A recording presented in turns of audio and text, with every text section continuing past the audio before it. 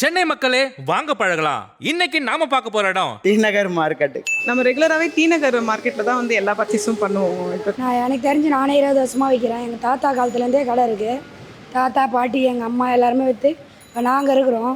சனி ஞாயிறு மட்டும் தான் ஜனம் அதிகமாக வரும், மீதி நாளே இப்படி தான் காலியாக தான் இருப்போம். இங்கே மார்க்கெட்டில் காய்கறி விலைலாம் கம்மியாக இருக்கும். நாங்கள் டெய்லி ஈவினிங் வந்து ஷாப்பிங் வருவோம், விண்டோ ஷாப்பிங் வருவோம். நம்ம ட்ரெஸ் எல்லாம் வாங்கணும்னா டி நகர் தான் வருவோம்.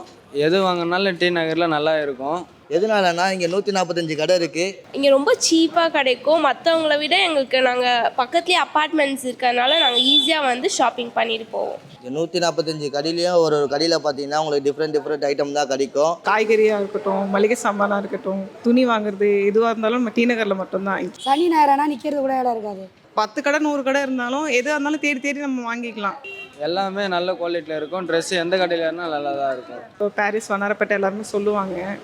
நிறைய பேர் தீபாவளிக்கெல்லாம் இங்கேருந்து அங்கே போய் பர்ச்சேஸ் பண்ணுவாங்க. பட் நாங்கள் எப்போவுமே எங்கள் ஃபேமிலி ஃபுல்லாகவே இங்கே தான் வந்து எதுக்காக இருந்தாலும் பர்ச்சேஸ் பண்ணுவோம். ரங்கநாதன் சீட்டு மாதிரி தான் சத்யா பஜார்லாம் எனி டைமும் கூட்டம் வரும், அங்கேயும் கூட்டம் வரும். எங்கள் வீட்டில் எந்த ஃபங்க்ஷனாக இருந்தாலும் டி நகரில் தான் வந்து நாங்கள் ஷாப்பிங் பண்ணுவோம். எனக்கு ஜீ திரை சேனல்னால் ரொம்ப பிடிக்கும். நான் எப்போவுமே அதை பார்ப்பேன். ஜீ திரை ரத்தத்தில் கலந்தது சினிமா. ஜீ திரை ரத்தத்தில் கலந்தது சினிமா. ஜீ திரை ரத்தத்தில் கலந்தது சினிமா.